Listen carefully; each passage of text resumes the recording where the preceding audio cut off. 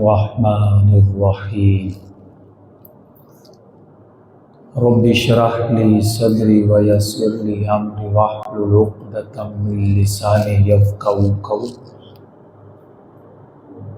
الحمد للہ رب العالمین والصلاة والسلام علی سید المرسلین، اما بعد فاعوذ باللہ من الشیطان الرجیم، بسم اللہ الرحمن الرحیم۔ قال اللہ تبارک و تعالی فی المقام الآخر وَأَمَّا السَّائِلَ فَلَا تَنْهَرْ۔ صدق اللہ العظیم و صدق رسولہ النبی الکریم۔ تنگی داماں پہ نہ جا اور بھی کچھ مانگ، ہیں وہ آج مائل بکرم اور بھی کچھ مانگ۔ سرکار کا در ہے در شاہاں تو نہیں، جو مانگ لیا سو مانگ لیا اور بھی کچھ مانگ۔ کا موضوع حضور صلی اللہ علیہ وسلم کا انداز سخاوت۔ خلاق عالم سے دعا ہے کہ ہمیں حق بات سننے اور حق بات آگے پہنچانے کی توفیق عطا فرمائے۔ حمد و ثنا مالک کائنات رب ذوالجلال جل جلالہ و تم برہانہ و عظم شانہ کی اپنی محبتوں، عقیدتوں اور مسرتوں کا خراج بارگاہ رسالت مآب نور مجسم شفیع معظم سرکار دو عالم امام الانبیاء حضرت محمد مصطفیٰ صلی اللہ تعالی علیہ وسلم کے دربار گوربار میں ہدیہ درود و سلام پیش کرنے کے بعد محترم حاضرین اکرام اور سامعین حضرات، جیسا کہ موضوع کے بارے میں باہر بھی چسپاں کیا گیا ہے کہ حضور صلی اللہ علیہ وسلم کا انداز سخاوت ایسا کمال کا یہ موضوع ہے کہ اس ہی سیرت کے پہلوؤں کو اگر بیان کیا جائے تو مومن کا دل مچل اٹھتا ہے۔ ہم نے سورہ والضحیٰ کے کچھ چند ابتدائی آیات کا شان نزول پچھلے جمعۃ المبارک کو سنا اور حسن مصطفیٰ بیان کیا گیا۔ آج سورہ والضحیٰ کی یہ آیت مبارکہ اللہ رب العزت قرآن پاک میں ارشاد فرماتا ہے وَأَمَّا السَّائِلَ فَلَا تَنْهَرْ، کہ محبوب کسی بھی صورت میں سوال کرنے والوں کو نہ جھڑکو۔ جو بھی آپ کی بارگاہ میں آئے، جو بھی آپ کے دربار میں آئے، جو بھی مانگنے والا آئے، آپ نے اس کو جھڑکنا نہیں ہے۔ اللہ فرماتا ہے وَأَمَّا السَّائِلَ فَلَا تَنْهَرْ، تنہر کا مطلب ہوتا ہے جھڑکنا نہیں ہے۔ یعنی یہاں پر اگر غور کیا جائے کہ دربار رسالت میں اللہ رب العزت مانگنے والوں کی مانگ کو پورا کرنے کے لیے اپنے محبوب علیہ الصلوۃ والسلام کی تعلیم فرما رہا ہے کہ محبوب آپ کی امت میں سے کوئی بھی آ جائے، کیسے بھی مانگے، کچھ بھی مانگے، آپ نے اس کو عطا ہی کرنا ہے۔ یہ سخی کا در ہے، اس در سے سائل خالی ہاتھ نہیں لوٹا جاتا۔ تو یہاں پر نبی پاک صلی اللہ علیہ وسلم کے دربار گوربار کے سمجھنے کے انداز ہمیں پتہ چل رہے ہیں کہ اس دربار میں کیا کچھ بندہ مانگ سکتا ہے۔ اگر ہم آیت مبارکہ کو ہی دیکھیں تو اللہ فرماتا ہے وَأَمَّا السَّائِلُ، سائل کہتے ہیں سوال کرنے والا۔ اچھا، سوال کون سا کرنا چاہیے؟ کیا پیسے کا سوال کرنا چاہیے، دنیا کا سوال کرنا چاہیے، مال کا سوال کرنا چاہیے، گھر کی ضرورتوں کا سوال کرنا چاہیے، بچوں کا سوال کرنا چاہیے، یا اس کو کوئی بھی دنیا کے جو بھی سوال انسان کے ساتھ وابستہ ہوتے ہیں ان کا سوال کرنا چاہیے؟ تو رب نے مطلق ارشاد فرمایا ہے وَأَمَّا السَّائِلُ، کوئی بھی سوالی آئے، کسی بھی حوالے سے سوال کرے، محبوب آپ نے عطا ہی کرنا ہے۔ یعنی یہ پتہ چلا کہ جو لوگ کہتے ہیں نا کہ نہیں مانگ سکتے، ان کو یہ آیت مبارکہ واضح طور پر پیغام الہی مل رہا ہے، نص قطعی ہے کہ محبوب آپ کی بارگاہ میں جو بھی آئے، جو بھی سوال کرے، آپ نے اس کو جھڑکنا نہیں ہے۔ تو اس سے ان لوگوں کے عقیدے کی وضاحت کا پتہ چل گیا کہ جو کہتے تھے کہ نبی پاک صلی اللہ علیہ وسلم کے دربار میں تصور کر کے یا ادھر جا کے مانگنا نہیں چاہیے۔ اللہ فرما رہا ہے محبوب وَأَمَّا السَّائِلَ فَلَا تَنْهَرْ، کوئی بھی کسی کا بھی ترجمہ اٹھا کر دیکھ لو، ہمیں پتہ چل جائے گا کہ یہ مطلب یہ ہے کہ سوالی سوال کرے، کسی بھی صورت کا سوال کرے، آپ نے اس کو منع نہیں کرنا، جھڑکنا نہیں۔ تو لہذا امتیوں، جس محبوب سے محبت کرتے ہو، جس محبوب کا کلمہ پڑھتے ہو، وہ محبوب اتنے سخی ہیں کہ جو بھی مانگو وہ محبوب عطا کرتے ہیں۔ سرکار کا در ہے در شاہاں تو نہیں، جو مانگ لیا سو مانگ لیا اور بھی کچھ مانگ۔ یہ میرے آقا کا در ہے. آج وہ مائل بقرہ پاک کے اندر یہ جزیہ بڑا سننے والا ہے. اللہ فرماتا ہے وَلَوْ أَنَّهُمْ إِذْ ظَلَمُوا أَنفُسَهُمْ جَاءُوكَ فَاسْتَغْفَرُوا اللَّهَ. یہ آیت مبارکہ ہے. فرمایا کہ سورہ نساء کے اندر آیت نمبر 64 ہے. اللہ فرماتا ہے اگر تم اپنی جانوں پر ظلم کر لو. یہ رب تربیت فرما رہا ہے اپنے بندوں کی. یہ ان لوگوں کو فکر کرنی چاہیے کہ جو رب کے قرآن کی بات نہیں مانتے. اللہ فرما رہا ہے وَلَوْ أَنَّهُمْ إِذْ ظَلَمُوا جب اگر تم اپنی جانوں پر ظلم کر لو. کس نے کیا ظلم؟ انسان نے اپنی جان پہ، مسلمان نے اپنی جان پہ، کسی بھی بندے نے، سرکار کی امتی نے اپنی جان پر ظلم کر لیا.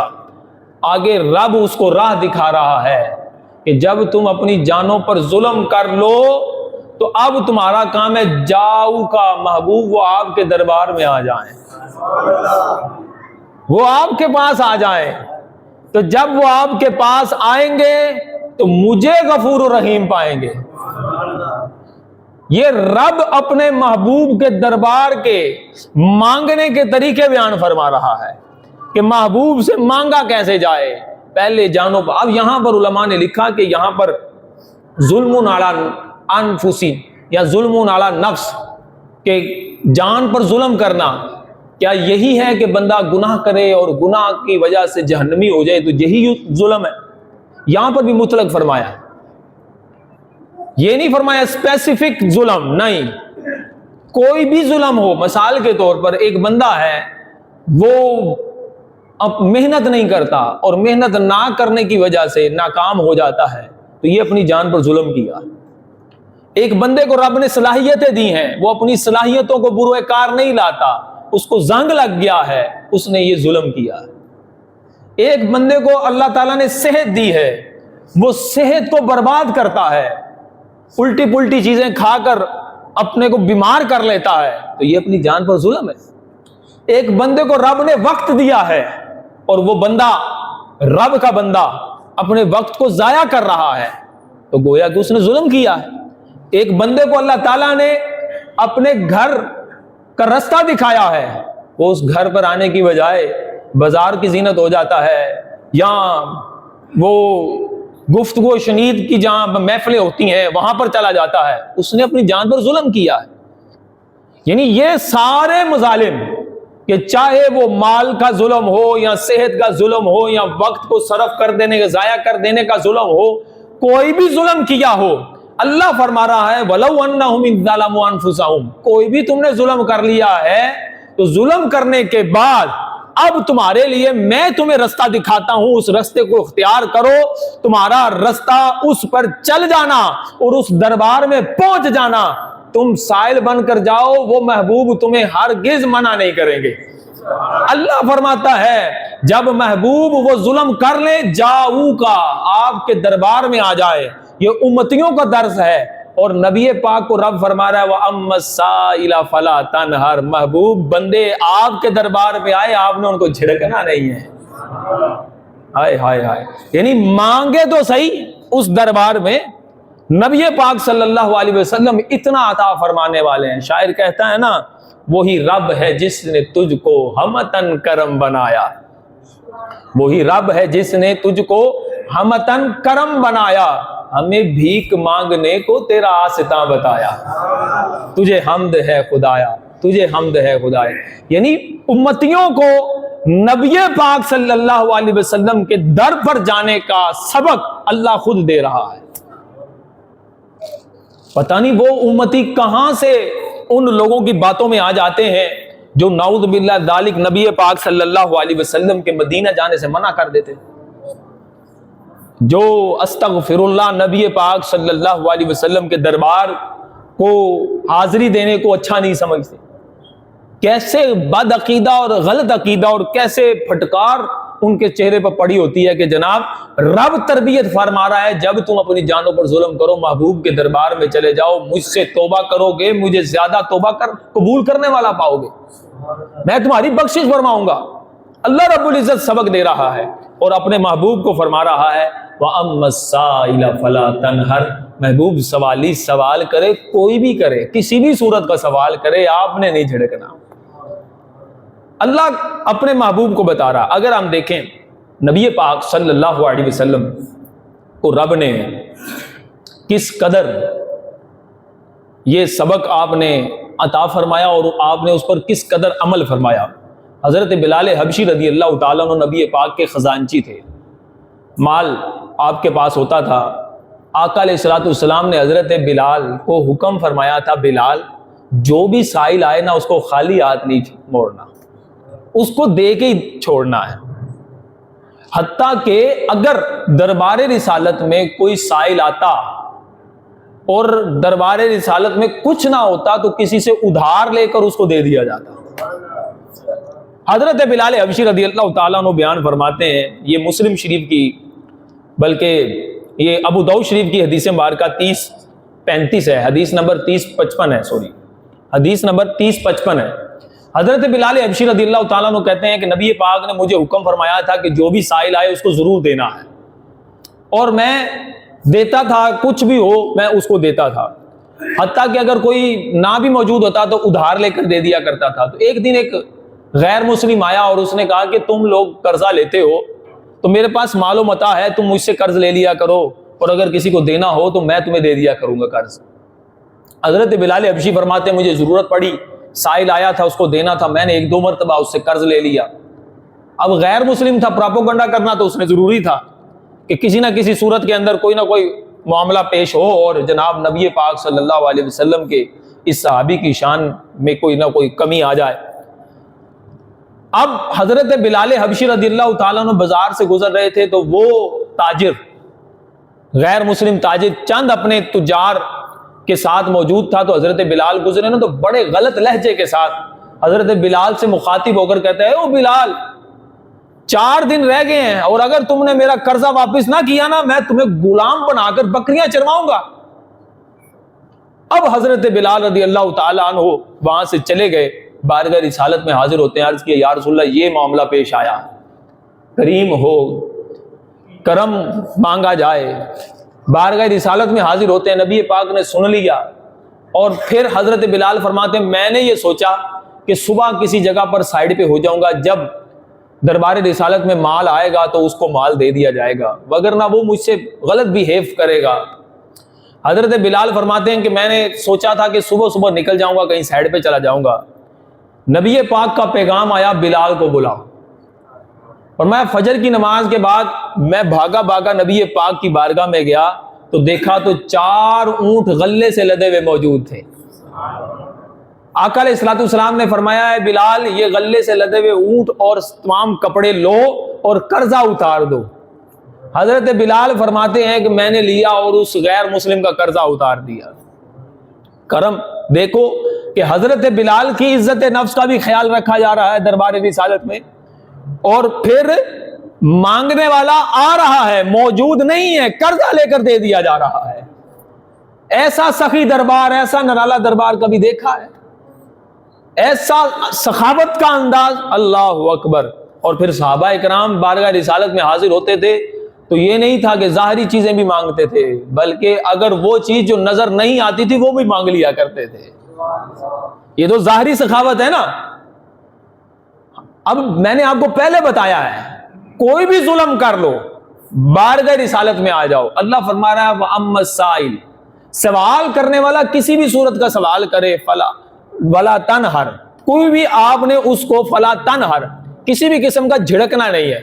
ہمارا یہ ہوتا ہے نا، مثال کے طور پر ہم کوئی سوال کرنے والا سوال کرتا ہے تو 1-2 مرتبہ تو دے دیتے ہیں، تیسری چوتھی مرتبہ آتا ہے تو ہم اس کو جھڑکتے بھی ہیں، ساتھ غور یعنی اس کو ذرا غور کر کے دیکھتے ہیں آنکھوں سے، اور ساتھ دے بھی دیتے ہیں کہ شرم کر لو، کمائی کرو، یہ کرو وہ کرو۔ نہ، نبی پاک صلی اللہ علیہ وسلم کا کریم دربار ایسا ہے یہاں پر مانگنے والا آئے وہ خالی نہیں پلٹتا ہے۔ اللہ اکبر۔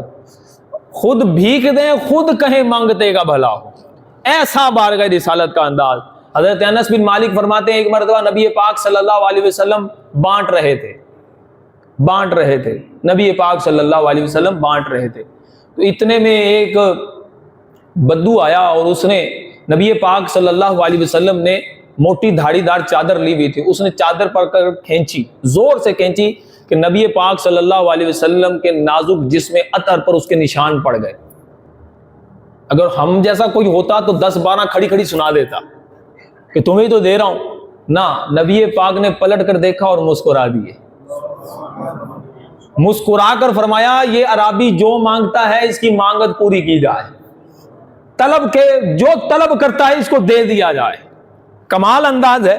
میرے آقا علیہ الصلوۃ والسلام نے امت کو یہ درس دیا ہے، کریم ایسا ملا کہ جس کے کھلے ہیں ہاتھ بھرے ہیں خزانے، کریم ایسا ملا کہ جس کے کھلے ہیں ہاتھ بھرے ہیں خزانے، بتاؤ اے مفلسو پھر کیوں تمہارا دل اضطراب میں ہے، کہ اے غریبو اب کیوں بے چینی ہے، مانگو نا نبی پاک کے دربار سے، آقا عطا فرمائیں گے کیونکہ رب نے حکم فرما دیا ہے۔ دیکھو جنگ کے اندر اگر کسی کا بازو کٹ جاتا، حضرت خبیب رضی اللہ تعالیٰ عنہ کو بازو کٹ گیا، وہ یہ نہیں ہے کہ بھاگے بھاگے ڈاکٹر کے پاس گئے، بلکہ بارگاہ رسالت میں آ گئے، کہا یا رسول اللہ بازو کٹ گیا ہے۔ آقا علیہ الصلوۃ والسلام نے لعاب دہن لگایا، بازو کو اس کی جگہ پر لگایا، فرماتے ہیں اس سے پہلے سے زیادہ ٹھیک ہو چکا تھا۔ حضرت قتادہ کا آنکھ کا ڈیلا نکل گیا، بارگاہ رسالت میں حاضر ہوتے ہیں، یا رسول اللہ آنکھ نکل گئی ہے، نبی پاک نے لعاب دہن لگایا۔ یہ کمال ہے نبی پاک کے لعاب کا کہ فرماتے ہیں حضرت قتادہ کی آنکھ کو دوبارہ اس ڈیلے کو دوبارہ اسی مقام پر رکھا، حضرت قتادہ فرماتے ہیں پہلے سے زیادہ روشن تھی۔ ہائے ہائے، سخاوت کا انداز دیکھیے، سرکار کا در ہے در شاہ تو نہیں، جو مانگ لیا سو مانگ لیا اور بھی کچھ مانگ، ان لوگوں کی باتوں پہ نہ جا جن کا عقیدہ ہے یہ کہ کرم ان کا ہے محدود، ان لوگوں کی باتوں میں نہ جا کہ کرم ان کا ہے محدود، سرکار کا در ہے جو مانگ لیا سو مانگ لیا اور بھی کچھ مانگ۔ اب نبی پاک صلی اللہ علیہ وسلم کا دربار ہے، حضرت علی مرتضیٰ چوتھے خلیفہ بارگاہ رسالت میں حاضر ہوتے ہیں، یا رسول اللہ سردی بڑی لگ رہی ہے، چیز کچھ موجود نہیں ہے، سردی کی وجہ سے پریشان ہوں۔